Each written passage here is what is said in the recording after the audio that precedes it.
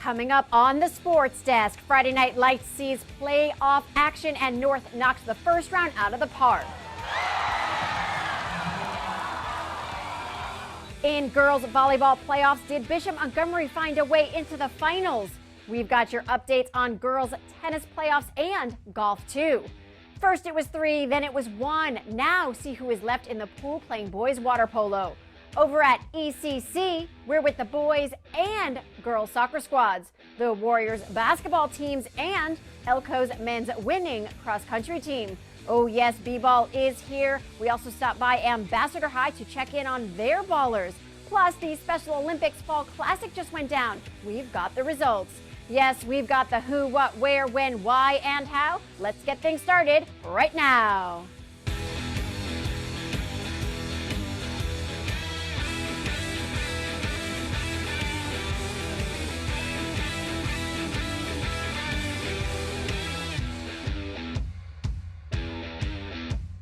Hey guys, welcome to the Sports Desk, your one source for all things Torrance sports. I am your host, Lesley Robins, bringing you a gateway to the brightest sports stars and hottest sports spots in Torrance. Before we get to the good stuff, we want to hear from you. Here are the social media stats. I'm at Leslie Mia. The show is at the Sports Desk TV. We've got email, Facebook. Tell us what's going on and what we need to know, because when it comes down to it, this show is all about you. Now let's get you in the know with some numbers.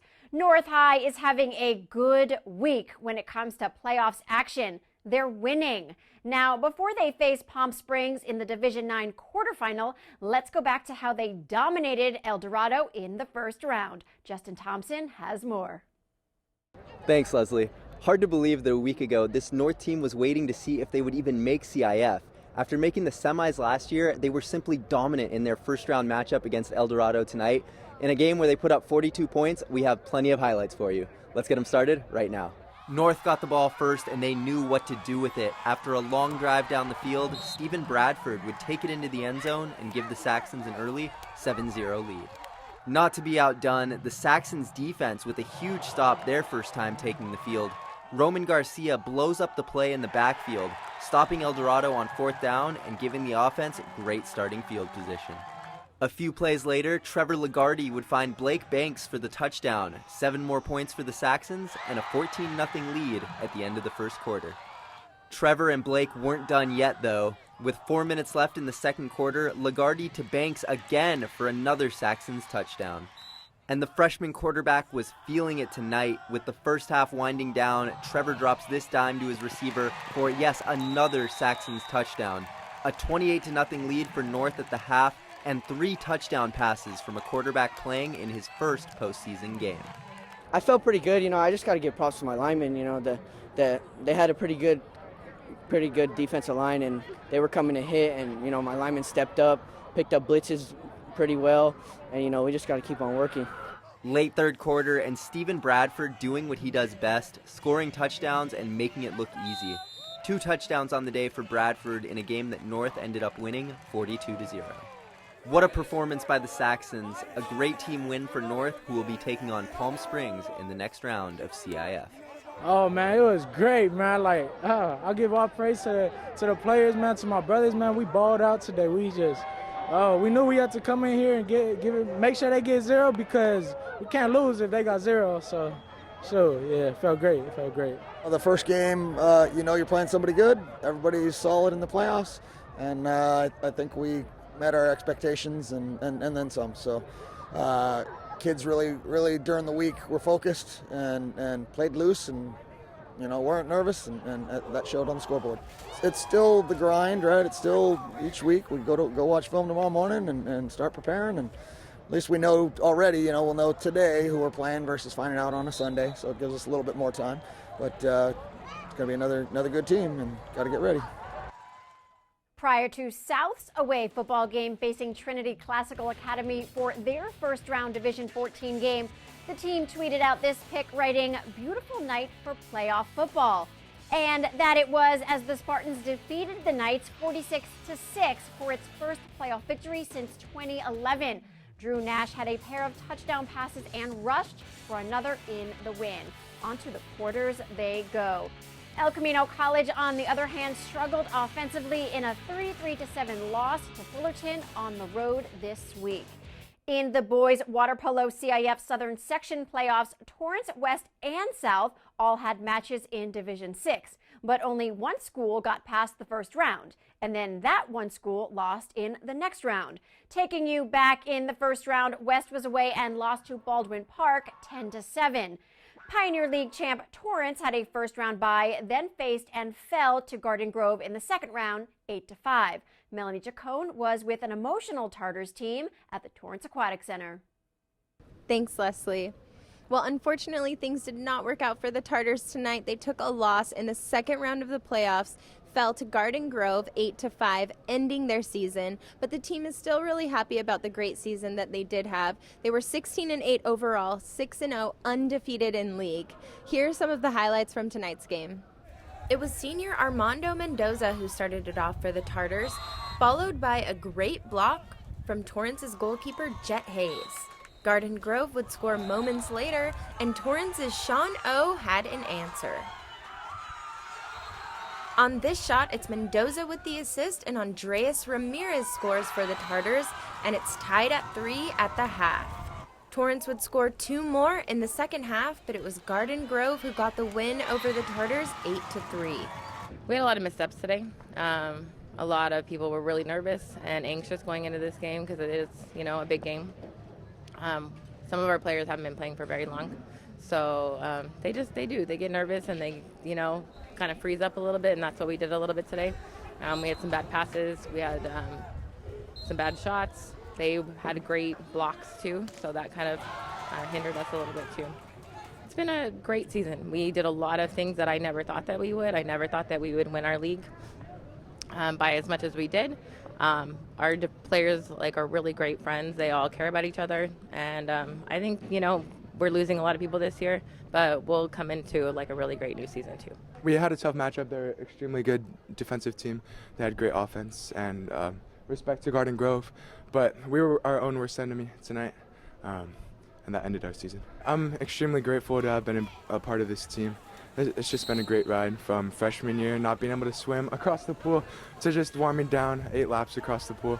And these teammates of mine, they're incredible. I wouldn't want to be a part of another team. Also in the first round, South was on the road at Warren and got the W 12-9, but then got beat in the next round. Melanie Chacon was there as well.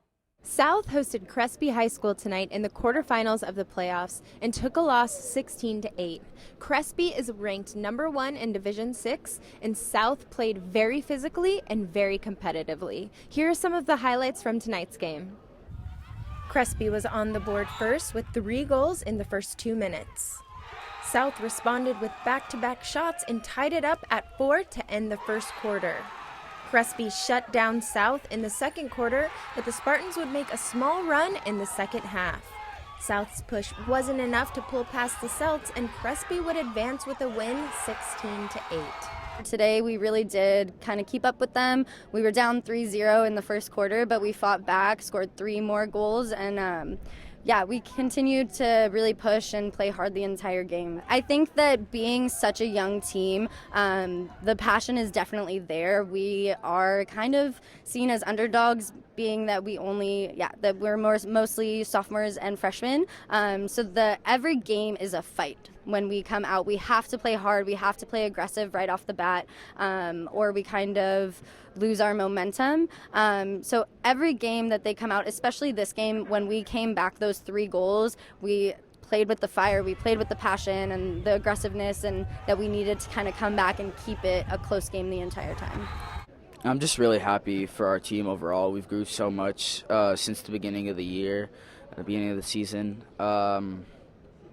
Some people didn't even know how to swim, and to see where they are now it's just amazing. It's all thanks to our coach, honestly. She might be strict, but it's all for the best. In CIF Southern Section Girls Volleyball Playoffs, our last school standing, our Ocean League champion Bishop Montgomery faced Esperanza in the semifinals but could not seal the deal, falling 3-1. It went 24-26, 18-25, 25-19, 15-25. On a brighter note, state regionals start this week for the Lady Knights. Okay, coming up to the tennis courts we go, and the green. Elko soccer nears the end. ECC basketball is just getting started, and El Camino men's cross country can't stop, won't stop. We're practicing with the Ambassador High B-ball squad too, plus how our pals did at the Special Olympics Fall Classic. Stay tuned. It's not about where you were born. It's not about your gender or the color of your skin, or whether you're rich, poor, or in the middle. No matter what you play, if you have the skill and drive to succeed in school and in sports, we'll provide the opportunity. Welcome back to the Sports Desk. Lesley Robins here. In the CIF Southern Section Girls Tennis Playoffs, we've had some stellar Spartan action going on. In the quarterfinals of Division II, top-seeded South faced J. Sarah and got the W 10-8. They head to the semis soon, so keep up to date on our social pages for the latest scores. To get to the quarters, the Pioneer League champ visited San Juan Hills in the second round and had advanced on games 78-70. Back in the first round, South faced Burbank and, of course, got the W, while in Division III, Bishop Montgomery fell to Portola in the second round, but brought home the win in the first round. Justin Thompson has all the highlights. Playoff tennis at South High, with the Spartans taking on Burbank in the first round of CIF. And this one featured a strong performance by the Spartans. The singles players were sharp and the doubles teams took care of business as well, with South winning this one by a final score of 12-6. The Spartans are led by Ken Hance, who coached the team to its first CIF title in 2014. Back then, the Spartans were competing in Division IV. Now playing in Division II, the team will need to stack dominant performances like this one in their pursuit of another CIF championship. I thought our team fought a lot today, and we did win by a large margin, and we came back even when we were down, which wasn't very often, but I thought even when we were up, we were still fighting. I've learned that everyone always stays and supports everyone and cheers them on after they're done playing their matches, and we've gotten better since day one. We keep progressing. Well, I think this is one of the strongest teams we've had, in my opinion, and we did really well in the season. Pioneer League, we went undefeated, and we only lost one match outside, so we've been doing really well. From one set of Torrance tennis courts to another, this time at Bishop Montgomery High School, where the Knights pulled out a nail-biter against Ventura. Led by their 1 and 2 singles players, Bishop was able to keep it close, and a strong performance from the Knights doubles teams would seal the deal and give them an 11-7 first-round victory. Our singles, they play 1 and 2. They're really good players. And for the effort about one of my singles from number 3, they play good also. And for my doubles, they play 1 good doubles. And we were happy that we won this. It's close. I would just like to thank all the players for good effort. You do a good job. Thank you. A 17-2 season after winning CIF last year is certainly impressive. But freshman Catherine Murray knows the challenge that awaits the Knights this year, having to bump up to a higher division.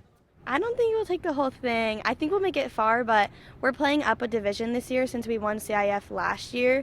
So we have a pretty good chance, but it's going to be tough. This win sets Bishop up with a second-round clash against Portola, who won their first match 16-2.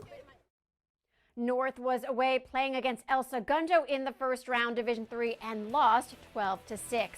In girls golf, while the Torrance High team finished as the runner-up at the CIF sectionals, they did not advance. Although Tartar Amy Uchida did qualify for the CIF Southern California Golf Association Regional Girls Tournament at Brookside Golf Course in Pasadena. Okay, coming up to Elko we go. We've got the college soccer stars as their season comes to a close, both basketball teams as they get things started, and ECC's men's cross-country team taking on the state. Plus, practicing with the Ambassador High b-ball team, and how our PAL softball team did at the Special Olympics Fall Classic. Stay tuned.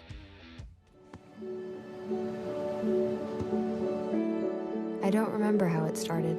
Go to that. Our back and forth. It always came back. Dad! You probably don't remember what you told me, That was perfect. but I heard every word.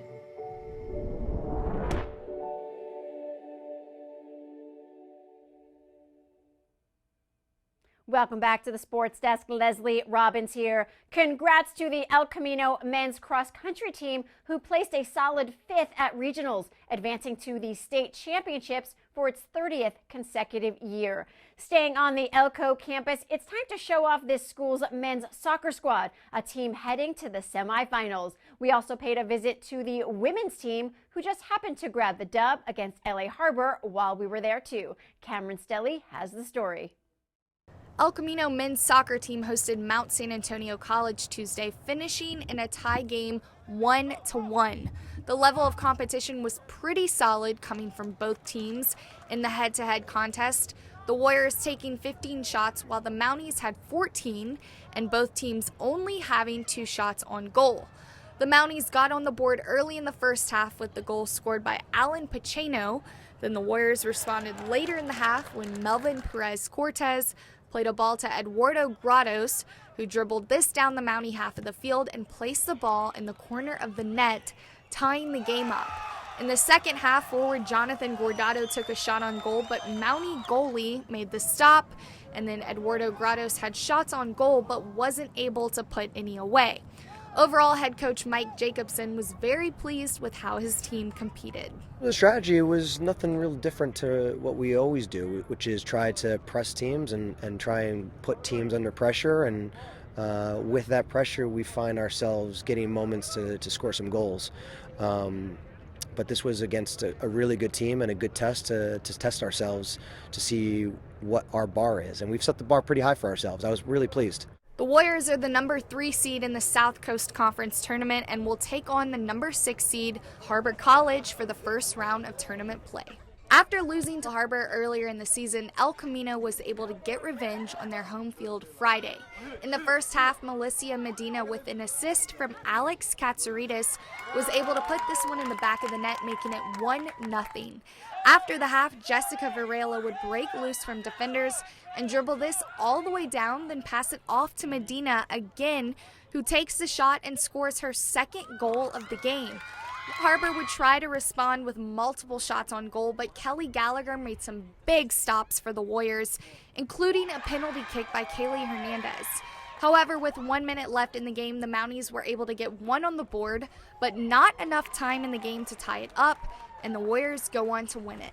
Basically, he said that we're the better team, which we are, and showed today. Unluckily, last game we lost to them 2-1, but this game we came out better and we beat them 2-1. And he just told us to come out strong and show them that we're the better team. We knew going into this game that this was a game that we felt we were able to get a win. I know we played them close last time at their place, losing 2-1. So we knew coming into here, with our style of play and the way that we've kind of picked things up in the last couple of weeks, it's gotten a lot better. So I think in general, going into it yesterday, we kind of had a game plan.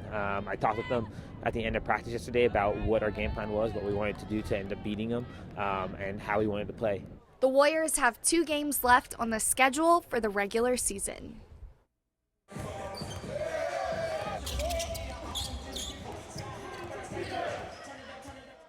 ECC's basketball season is already in full swing, but getting the W's hasn't been easy. In the men's 3rd game thus far against San Diego Mesa, sophomore guard Jamal Howard continued his good start to the season for Elko, but it was not enough in a 72-61 non-conference loss at home. The team is now 0-3 overall. I thought we actually came out executing well. We did a good job attacking, but then we kind of hit a lull and they went on about a 10-0 run where our defense was not very solid. We got impatient with our offense. took some rush shots and it allowed them to kind of get some momentum back and get some steam. And so early on, I thought we had some momentum, but we lost that. In the second half, this third game in a row, unfortunately, we've come out just kind of dead. We still need to continue to work on our defense. I think we've got the making of a really good defensive team. I know we've been holding teams pretty much under their scoring average for the year. Tonight, I think they were right around their scoring average. I thought we missed some opportunities to be better. And so I think it's something we got to focus on, because if we're not going to be, monsters on defense to control the boards on the defensive end, we're not going to be able to stick with many teams. So that's been my focus for them, is they've got to buy into that. I feel like they have been in stretches, but we got to put a whole game together. The women's team is having a rough start as well. The Lady Warriors opened its 2019-20 home slate with a 63-47 non-conference loss to Fullerton at home. While they did perform well, Elko, who is now 0-2 overall, was outscored in every quarter and turned the ball over 20 times in the loss against the Hornets. Basketball has almost officially begun in our high schools, but as you know, the practice and hustle is an all-year-round thing. So the Sports Desk visited Ambassador High, where we crashed a practice with the boys' basketball team.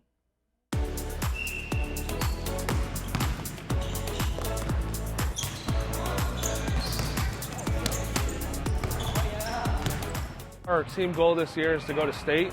So in order to do that, we have to finish in the semifinals of CIF. So that's our overall team goal this year. We went 19-7 last year, made it to the first round of CIF, lost by 2 in the first round. Didn't shoot the ball very well in the first round, and didn't shoot it very well just in general all last year. So this whole summer, fall, we've been really focused on form and making sure that they're really finding target on all their basically shooting drills. This year we're trying to be a team that shoots over 35% from the three-point line. We want to lower our turnovers. Last year we probably averaged around 15, 16 a game off the top of my head. This year we want to be around 10 to 12 a game, 3 a quarter. We're working hard, we're conditioning a lot, so we're gonna try to outrun, and that's gonna be our main plan, is running on the break. We're also trying to focus on our flaws from last year and try to develop off that. Win records, that's the main goal. Try to make it a state, try to win CIF.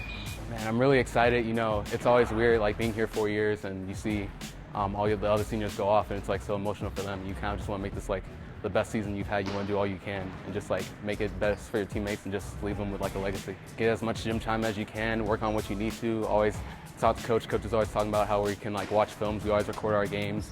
So we always go and watch, see what we do right, what we do wrong, what we need to work on, and then we go on the court and do it. Individually, I'd say more probably ball handling, shooting, mental toughness, all of that. Just whatever I can to help my teammates and whatever coach needs me to do. As a team, we just want to have that example, and we just want to show people that we're there for each other. No matter who walks into the gym, we're going to face them. We don't care who you are, where you're from, we're going to face you, we're going to take you on. Our prep's been, we've been going hard every single practice. We do have some days where it gets a little less intense, but we try and keep it up the entire time. Our goals have been set so high that we're just trying to push ourselves beyond our limits. Individually, myself, I want to work more on my shot and my ball handling. That transition into a guard now and into college, I need to learn how to ball handle more and how to pull up for threes. As a team, we're working on, getting to play together better and how, to learn our passes and, our reads, because now we're having more people step up. The new guys we brought in, we need to get them caught up to our whole defense, our offense, because it's a lot. What I'm looking forward to is, honestly, our own tournament.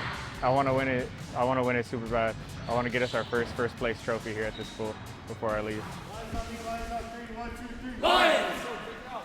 And congratulations are in order to the City of Torrance Pals softball team on their 4th place finish in the NL East Division at the Special Olympics Fall Classic this past weekend. Good work. And that is going to do it for this episode. We will see you back here next week. In the meantime, here are the social media stats. I'm at Lesley Mia. The show is at the Sports Desk TV. We've got email, Facebook. Be sure to keep in touch and take us behind your scenes. For everyone here at the Sports Desk, I'm Lesley Robins. Thanks for watching.